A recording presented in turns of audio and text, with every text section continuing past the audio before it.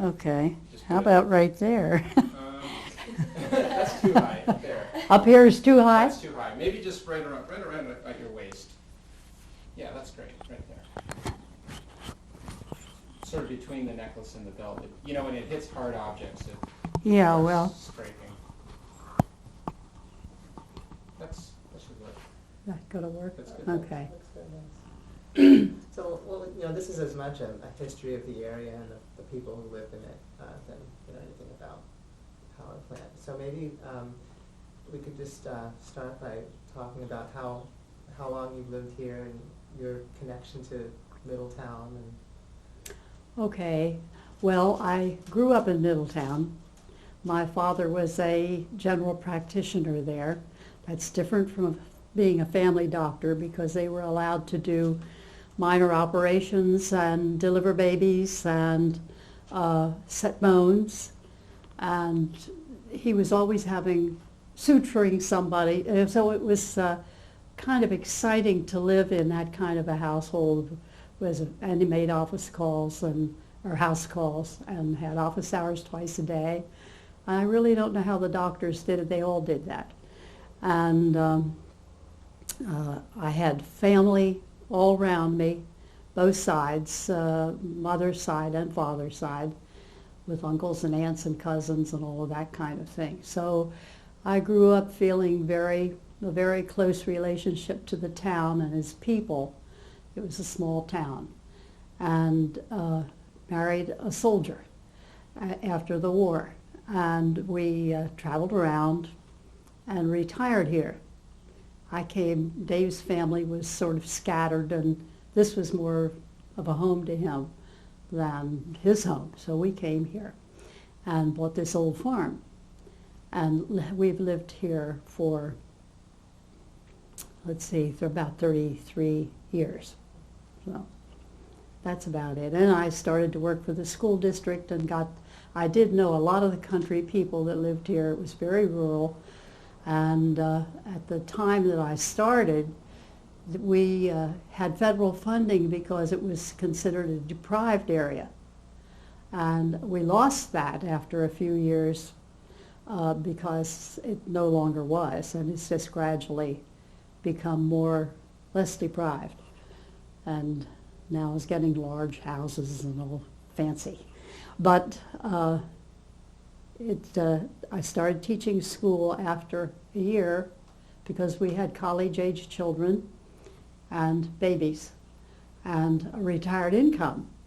And Dave wanted to farm, and so he farmed and I started to teach.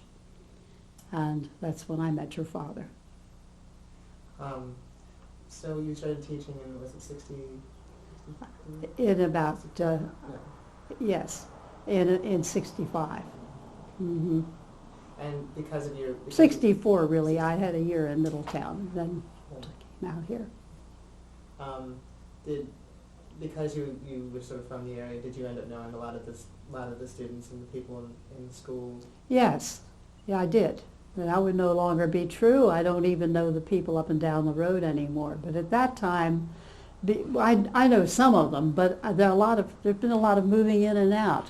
And so there are so many new people. Since I'm no longer with the school and kind of isolated here on the farm, I don't get out to meet the people that I had met, but I still know quite a few people in the area. Maybe we can talk a minute about Londonderry and, Londonderry School and what that was like, Well, there were, the year that I taught here, the school district merged, and it, for the first time.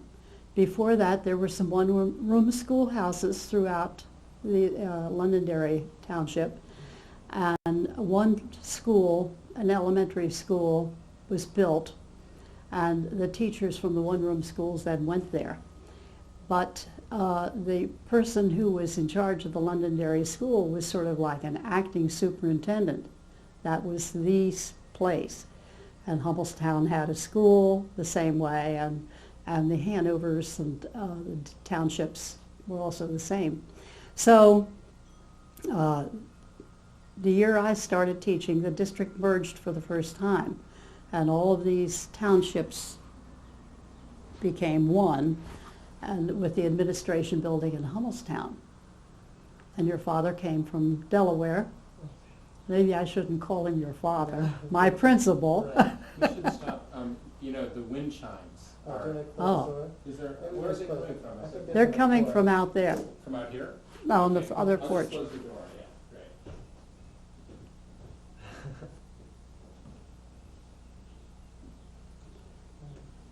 You don't want to talk about the 3 Mile? We do. I feel we. Oh, you're we going to look get into to it, that? Yeah. Oh, okay, Yeah, have a couple preliminary. okay. Sorry about that. I think actually that's coming from the doorway. You could shut the outside door there without moving your camera. Oh, But, okay. well, maybe we could just, if you could tell me the story again about the sweater that you bought. That was kind of a great story. Well, I don't remember really whether it was a sweater. There was just something piece of trivia that happened around here, like my buying a sweater or something like that I casually mentioned, and one of the Londonderry people said, well, we knew that. And I said, you did? They said, well, don't think anything happens around here that we don't know. And so it was a very closely knit community, and I guess phones were busy. I don't know. I never had time to be bothered with that kind of nonsense. But, okay. Maybe we can, maybe we'll talk now about move to March of '79. Maybe we could just ask you to sort of tell me what was going on in school that day and how. All right. The day started out normally. No one knew that there was a problem, and that there had been a problem. I think that they were aware of it about 4 o'clock in the morning, but did not notify anybody. And I took the children out for recess. They had playtime until everyone got there, and then we worked, and then we'd go for recess and have a snack. That was standard operating procedure.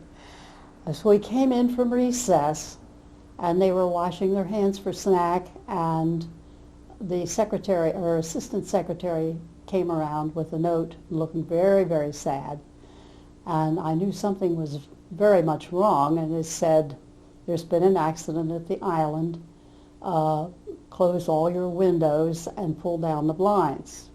That struck me as rather strange because I didn't think that pulling down blinds would make a bit of difference, but I did what I was told to do.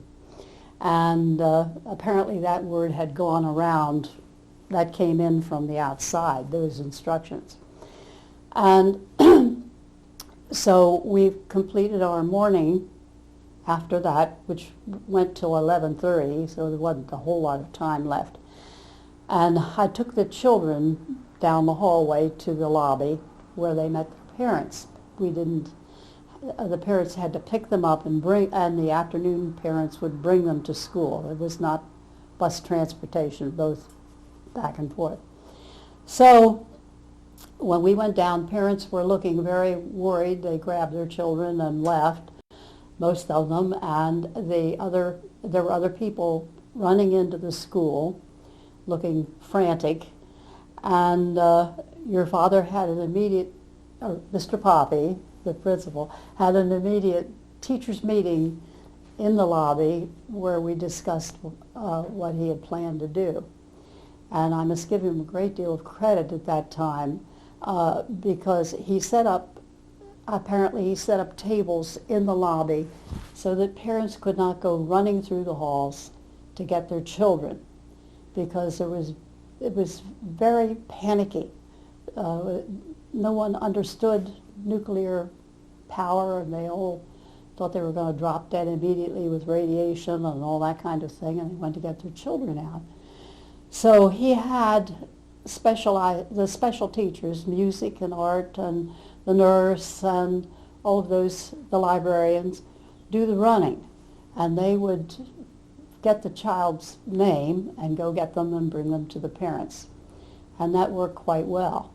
He asked me to go across the street to a neighbor's house to call my afternoon people to tell them there would be no afternoon kindergarten. And the phones were crazy that day. Of course, the phone in the school was ringing off the hook constantly. But every once in a while, I mean, it was difficult making the calls because there would be nothing all of a sudden on the phone. I guess the lines were so crowded or full that it just didn't, I mean, it didn't work. So it took me quite a while to get the phone calls completed. And I did, and finally, and went back to the school and went in the office to tell them that I'd made the phone calls. And one of my children was there, little girl, and she was crying. And I said, "Why, Jenny, what's the matter?" And I just thought maybe her mother was late or something. And she said, the nurse secretary said that Jenny thought her mother had died because she hadn't come for her. So I reassured her. I went back to the neighbor across the street and called her mother. And she said, "Oh, that poor little thing." She said, "I am so sorry." She said, "They told us to close our windows and pull our blinds down and stay inside." So she assumed, she was a good mother, I think she assumed that the school would probably take the children somewhere or something, you know. But there were no plans. In contrast to that, my daughter works for the Harrisburg School District. She said they didn't have any word up there at all the entire morning. And she's a reading specialist. In the afternoon, she went to the high school and found that everybody had gone. They had sent them home. And that was when she found out that something had happened at Middletown. Her 10-year-old daughter was in the Middletown school. So she left, since there wasn't anything more for her to do, to come home, and went to the school to pick up her daughter, and she wasn't there. And no one knew where she was. So ordinarily, her daughter would go to a babysitter who lived very close by my daughter after school until Mary Lou would get home. So she went to the babysitter thinking that Mandy would be there, and the babysitter was hurriedly packing up things to leave. And Mandy was not there. So she called the other grandmother. She knew I wouldn't have her. Called the other grandmother, and the grandmother said she had gone to the school and couldn't get Mandy, and she assumed that the babysitter had gotten her because she wasn't there. So Mary Lou didn't know what to do. So she went back to the school, and a third-grade child told her where Mandy was. And a neighbor across the street from the school who knew the babysitter and knew the babysitter was leaving decided to pick up Mandy. And so she did, and took her to her house. And my daughter really didn't know her very well. She knew who she was. She knew she was a nice person. So it all worked out. But the fact is that the school did not have any kind of a plan set up. And in those days, now that wouldn't happen today because of all of the difficulties with custody battles and all of those things. The schools have to be very careful about letting children go with anyone. But in those days, it was more relaxed. So that's just a contrast. That did not happen at our school. And I must commend the principal for that, because it was a very, very scary time.